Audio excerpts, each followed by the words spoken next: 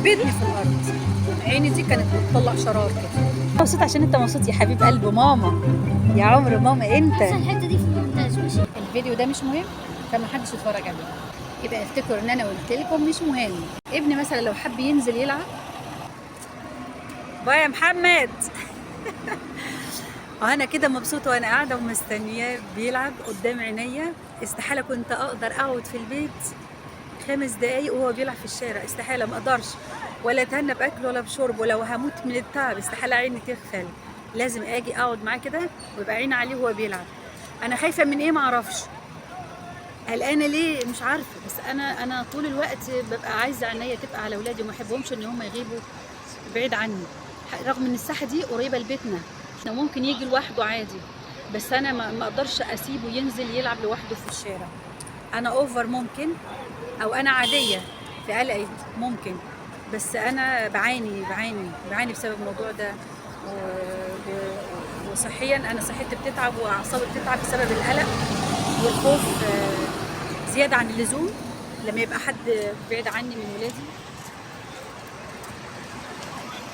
كان نفسي ان انا يكون قلبي جامد، كان نفسي ان انا اكون قويه يعني من الناحيه دي، وابقى زي الستات اللي بتسيب ولادها ان شاء الله حتى يقعدوا لوش الفجر بره. انا مش عارفه اعمل كده، مش عارفه اعمل كده خالص خالص. اهو لو قعد يلعب كده ساعه 2 3 4 اسيبه لحد ما يزهق ويقول خلاص انا مش عايزه العب تاني، غير كده ما اطمنش ولا اقدر اقعد وهو هنا بيلعب لوحده. يلا يا بطل، مش تريح شويه؟ ريح شويه بعدين كمل. يلا تعالى اركننا هنا شويه حبيب قلبي. يلا تعالى اشرب ميه من هناك كده وريح شويه كده وبعدين كمل لعب. يلا تعالى اقعد اريح شويه. قولي العجله عامله ايه معاك؟ كبيره عليك صح؟ دي فكت مني هنا. فكت ايه اللي فك فيها؟ الجنزير فك. في 3 جنزيرات. في واحده كده مستخبيه. دي الجنزير ما كانش ماشي فيها. في ناس كده ساعدتني في حد ساعدك يعني ظبطتها؟ اتصلت. طب كويس، هي كبيره عليك، انا هجيب لك واحده اصغر شويه. امتى بقى؟ امتى؟ بص، يا اما نبدل دي يا اما نخليها ونجيب واحده تانية، فانا لسه ايه بفكر. انت ايه رايك؟ نخلي دي؟ خلي دي يوسف ياخدها والتانية هاتلي يعني. هتخلي دي ليوسف واحنا نجيب واحده تانية ليك انت. اوكي ماشي خلاص، نبقى نروح نشوف بقى الاسعار ايه. انت قدامك قد ايه كده وتخلص؟ لا مش عايز قدامي قد ايه وما قداميش قد ايه. هتلعب براحتك؟ بتاعت البيت صغيره قوي. الطرق اللي في العماره؟ صغيره ما تعرفش تمشي، لكن هنا الساحه هنا كبيره واخد راحتك فيها. مبسوط يعني؟ يعني انت مبسوط وانت بتلعب كده بالعجله؟ وانا مبسوط عشان انت مبسوط يا حبيب قلب ماما، يا عمر ماما انت. الحته دي في المونتاج ماشي؟ حاضر. ليه مش عايزني اقول لك يا حبيب قلب ماما؟ ليه مكسوف؟ انا زدت، انا بتكسف. تتكسف ازاي؟ وانت متحشي اي كلمه انا بتكلمها في الموضوع ده. ليه؟ ماشي. ايه اللي يكسفك؟ ماما وبتحبك وبتقول لك يا حبيب قلبي، ايه اللي يكسف في كده؟ ايه؟ عايزه اجيب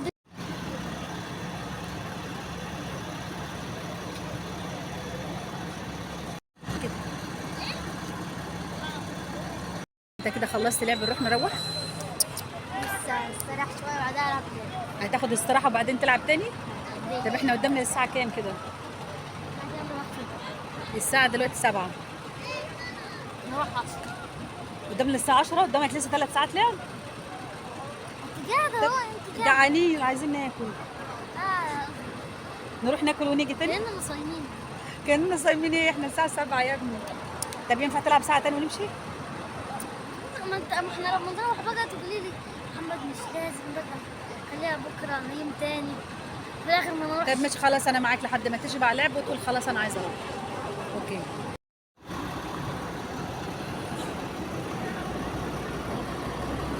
خوفي الزياده على اولادي ده، انا عارفه ان اللي مبوظه الدنيا معايا.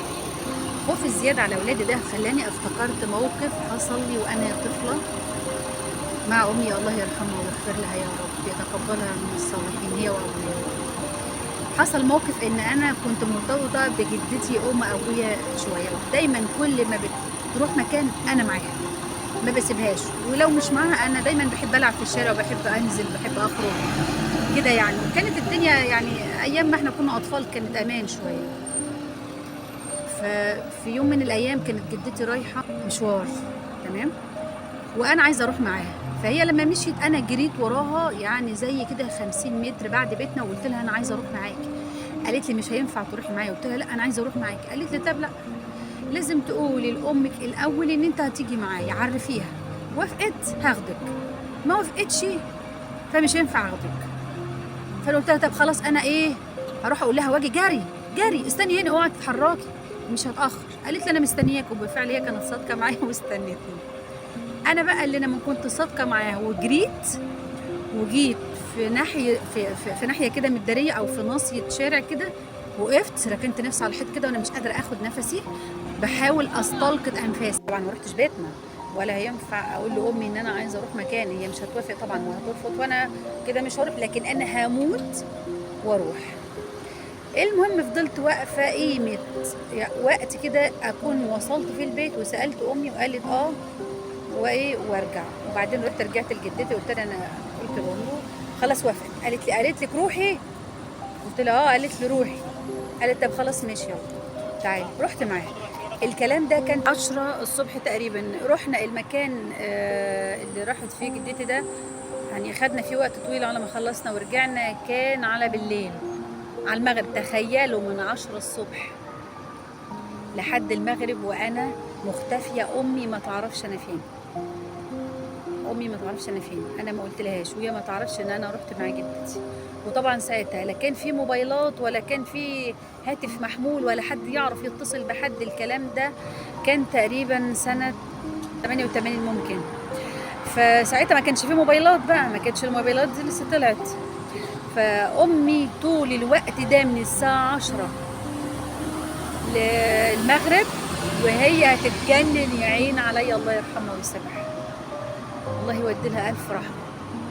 وهي هتتجنن يا عيني وقلب عليا الدنيا والعالم. تخيلوا ما فيش اي وسائل اتصال يعني بالناس اللي هي تعرفهم، وما ينفعش تكون سريعه في انها تبحث وتدور.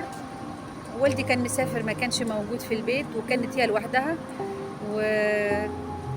وجدتي مش موجوده، وهي مش عارفه اساسا توصل لجدتي وتسالها اذا كنت انا معاها ولا لا.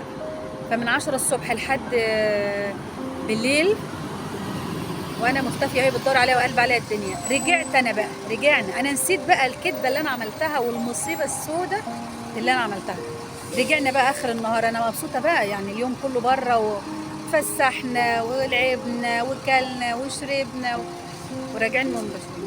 واول ما رجعت انا وجدتي وهي شافتني، وعينك ما تشوفها الا النور، انا ما شفتش غير عيني دي كانت بتطلع شرار كده.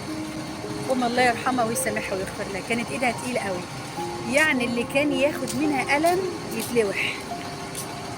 والله العظيم كان يتلوح، ايدها كانت تقيله بصوا، هي ما كانتش بتضرب، كانت بتشيلني وتهبدني في الارض، تشيلني وتهبدني في الارض، لولا ان الناس بقى لحقوني منها. انا شايفه نفسي ان انا ايه، واقعه في الارض كده وصغيره، وناس كتير طويله وناس كتير حواليا. انا بص لفوق كده ببص للناس وضرب بقى جاي عليا من امي بقى، مش ما طلتنيش بايديها، كانت بتضربني برجليها. وقعدت بقى وكانت بترتاح وتاخد نفسها. منك لله يا بعيده، اقول فيك ايه، انا طول اليوم انا هتجنن ومش عارفه كيف ايه. انا لما بفتكر الموقف ده دلوقتي باللي انا بعمله مع اولادي وخوفي مع اولادي واللي انا عاملاه مع ابني الليله نازل يلعب جنب البيت، انا نازله وقاعده جنبه لما يخلص لعب علشان نروح، بقول قد ايه احنا مش بنحس بابائنا وامهاتنا الا لما نجرب ونخلف ونعرف يعني ايه ضنا ويعرف يعني ايه اولاد. الف رحمه ونور عليك يا امي، ربنا يرحمك يا رب ويسامحك ويغفر لك انت وابويا وجميع الاموات يا ارحم الراحمين يا رب. اخيرا محمد بيقول يلا نمشي اهو يلا يا محمد تعالى من هنا اهو. تخيل هو كان بيقول احنا هنقعد للساعه 10، انا سبت قلت له براحتك العب زي ما انت عايز، انا قاعده معاك لحد ما تزهق. الساعه دلوقتي 7:30 وقال لي يلا نروح. خلاص هنروح. يلا خلاص زهقت هنروح.